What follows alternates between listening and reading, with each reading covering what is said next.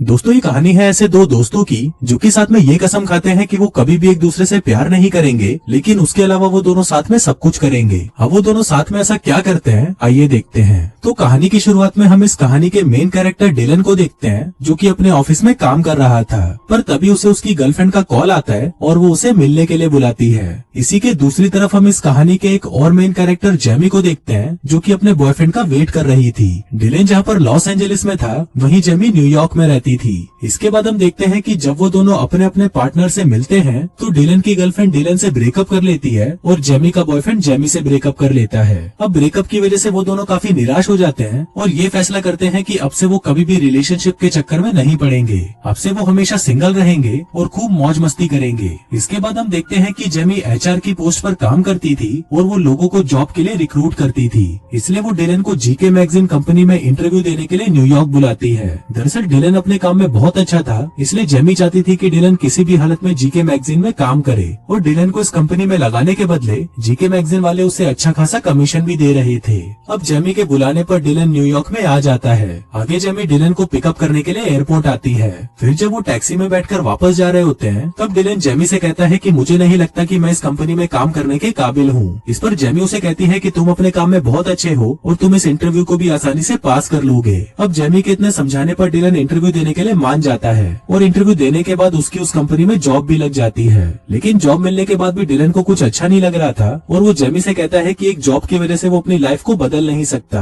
दरअसल डिलन को ये न्यूयॉर्क शहर कुछ खास पसंद नहीं आ रहा था, लेकिन जेमी को डिलन को यहाँ पर कैसे भी करके रोकना था, इसलिए वो डिलन को अपने साथ लेके जाती है और उसे न्यूयॉर्क की सबसे अच्छी जगह दिखाती है। अब डिलन भी ये देखकर बहुत खुश होता है, क्योंकि ये शहर उससे काफी अलग था जो उसने टीवी पर देखा था। इसलिए वो उस कंपनी में काम करने के लिए भी मान जाता है। अगले दिन डिलन और जेमी लंच करने के लिए बाहर जाते हैं और यहाँ पर वो दोनों एक दूसरे को अपनी ब्रेकअप स्टोरीज के बारे में बताने लगते हैं। इसके बाद जेमी डिलन को रात को अपने घर पर एक पार्टी में इनवाइट करती है। फिर डिलन रात को जेमी के घर पर आता है और वो दोनों पार्टी में काफी एंजॉय करते हैं। अब धीरे धीरे जेमी और डिलन एक दूसरे के नजदीक आते जाते हैं और उनकी दोस्ती भी गहरी होती जाती है। फिर एक दिन जब वो दोनों टीवी पर मूवी देख रहे थे, तब जेमी डिलन को कहती है कि काश मेरी भी जिंदगी इन टीवी एक्ट्रेस की तरह होती तो कितना अच्छा होता। कोई तो होता जो मुझसे बहुत प्यार करता और जब मैं उदास होती तो शाही घोड़े पर बैठकर मेरे लिए कोई राजकुमार आता और प्यार से मुझे मनाता। इस पर डिलन उसे कहता है कि ये सब फिल्मों में ही होता है और असली जिंदगी में इसका कोई मतलब नहीं है। फिर वो दोनों आपस में इंटीमेट वाली बातें करने लग जाते हैं और फिर डिलन जेमी से कहता है कि इंटीमेट होना एक टेनिस मैच जैसा है, बस खेलो, एंजॉय करो और निकल जाओ। तभी डिलन के दिमाग में एक आइडिया आता है और वो जेमी को अपने साथ एक टेनिस मैच खेलने को कहता है। इस पर जेमी उसे कहती है कि वो उसे इस नजर से नहीं देखती। तभी डिलन उसे कहता है कि मैं भी तो तुमको उस नजर से नहीं देखता, हम तो बस अपनी मौज मस्ती करेंगे और हम दोनों के बीच में किसी तरह का इमोशनल ड्रामा भी नहीं होगा।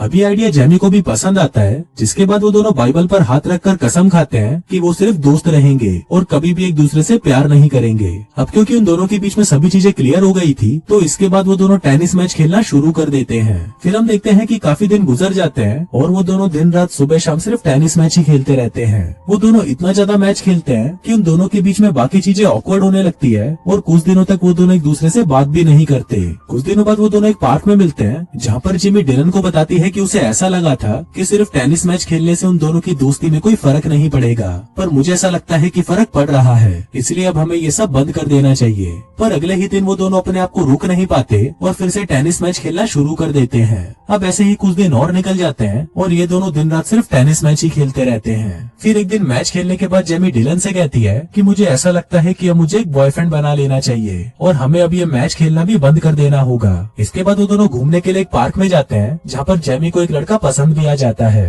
फिर वो उससे बात करने के लिए उसके पास जाती है और कुछ देर बात करने के बाद वो उससे उसका नंबर ले आती है। अब इन दोनों के बीच में डेटिंग होना शुरू हो जाती है और वो लड़का जेमी को बताता है कि वो एक डॉक्टर है और छोटे बच्चों का इलाज करता है। अब कुछ दिनों तक तो ये दोनों एक दूसरे को डेट करते हैं और फिर एक रात जेमी और ये डॉक्टर भी साथ में टेनिस मैच खेल लेते हैं। लेकिन फिर अगले दिन डॉक्टर बिना बताए जेमी को छोड़कर वहाँ से जा रहा होता है, पर जेमी उसे देख लेती है। फिर उसके पूछने पर वो डॉक्टर उसे बताता है कि वो उसके सपनों का राजकुमार नहीं बन सकता।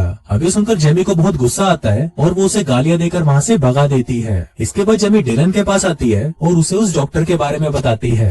इस पर डिलन उसे कहता है कि वो डॉक्टर तो एक नंबर का खिलाड़ी निकला और तुम्हारा इस्तेमाल करके वहाँ से चला गया। इसके बाद डिलन जेमी को बताता है कि वो इस वीकेंड पर अपने घर लॉस एंजेलिस जा रहा है और अगर जेमी चाहे तो वो भी उसके साथ चल सकती है। अब पहले तो जेमी उसे मना कर देती है, पर डिलन के फोर्स करने पर वो मान जाती है। इसके बाद वो दोनों डिलन के घर लॉस एंजेलिस आ जाते हैं, जहाँ पहुँचने पर डिलन के डैड और उसके सिस्टर डिलन और जेमी को साथ में देखकर बहुत खुश होते हैं। यहाँ पर हमें ये भी पता चलता है कि डिलन के डैड को अल्जाइमर नाम की एक बीमारी है, जिस वजह से वो चीजों को बार बार भूल जाते हैं। इसके बाद हम देखते हैं कि जेमी और डिलन की सिस्टर आपस में बातें कर रही होती हैं, जहाँ पर वो जेमी को डिलन की बचपन की फोटोज दिखाती है। अब रात को डिलन के अंदर ठनक जागने लगती है और वो चुपके से जेमी के कमरे में टेनिस मैच खेलने आता है। इस पर जेमी उसे कहती है कि हमने पहले ही डिसाइड कर लिया था कि हम फिर कभी भी टेनिस मैच नहीं खेलेंगे, पर फिर भी डिलन उसे मैच खेलने के लिए मनाने की कोशिश करता है और फिर कुछ देर तक बातें करने के बाद जेमी भी मैच खेलने के लिए मान जाती है, जिसके बाद वो दोनों टेनिस का एक पूरा टूर्नामेंट खेलते हैं। अब अगली सुबह जब सभी साथ में ब्रेकफास्ट कर रहे होते हैं तो वहाँ पर हम देखते हैं कि जेमी का बिहेवियर थोड़ा बदला हुआ लग रहा था। वो डिलन को पसंद करने लगी थी और उसकी फैमिली भी उसे बहुत पसंद आई थी। फिर शाम को डिलन और उसकी बहन आपस में बातें कर रहे होते हैं। आगे जब डिलन की बहन उसे पूछती है कि अब हम जेमी से कब मिल पाएंगे, तो डिलन उसे कहता है कि मुझे नहीं पता। इस पर उसकी बहन उसे पूछती है कि क्या तुम्हारे और तुम्हारी गर्लफ्रेंड के बीच में झगड़ा हुआ है।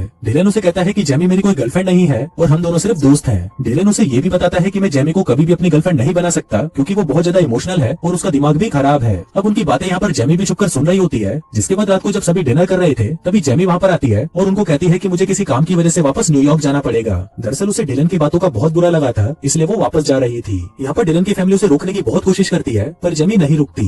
फिर कुछ दिनों बाद डिलन भी वापस न्यूयॉर्क आ जाता है, जहाँ पर वो जेमी से कांटेक्ट करने की बहुत कोशिश करता है, पर जेमी उसे कोई भी जवाब नहीं देती। फिर कुछ दिनों बाद डिलन फिर से जेमी को कांटेक्ट करने की कोशिश करता है, पर जेमी अभी भी उसे कोई जवाब नहीं देती। तभी डिलन को याद आता है कि शायद जेमी अपनी फेवरेट जगह पर हो सकती है, और फिर जब वो उस जगह पर जाता है तो उसे वहाँ पर जेमी अकेले बैठे हुए मिलती है। फिर डिलन जेमी से माफी मांगता है, तो जेमी उसे कहती है कि तुम एक अच्छे दोस्त नहीं हो सकते, क्योंकि दोस्त कभी भी एक दूसरे की बुराई नहीं करते। अब यहाँ पर उन दोनों के बीच में बहस हो जाती है और वो दोनों अलग हो जाते हैं। फिर इसके कुछ दिनों बाद हम देखते हैं कि जेमी की मॉम उसे समझा रही होती है कि जो गलती मैंने करी वो गलती वो कभी ना करे। जेमी की मॉम उसे कहती है कि मेरी जिंदगी में बहुत लड़के आए, लेकिन तुम्हारे डैड उनमें सबसे अच्छे थे, पर मैंने ये बात समझने में बहुत देर कर दी। लेकिन तुम ये गलती कभी मत करना, नहीं तो तुम भी मेरे जैसे अकेली रह जाओगी। दूसरी तरफ अगले दिन डिलन अपने डैड को एयरपोर्ट पर पिक करने आता है, जो कि उसके घर पर कुछ दिनों के लिए रहने आए थे। यहाँ पर उसके डैड भी उसे बताते हैं कि जब मैं नेवी में था तो मेरी जिंदगी में एक लड़की आई जो मुझसे बहुत प्यार करती थी, पर मैं कभी भी उस बात को समझ नहीं पाया, और जब मुझे वो बात समझ में आई तब तक बहुत देर हो चुकी थी। काश मैं भी तुम्हारी उम्र में अपने प्यार को समझ पाता।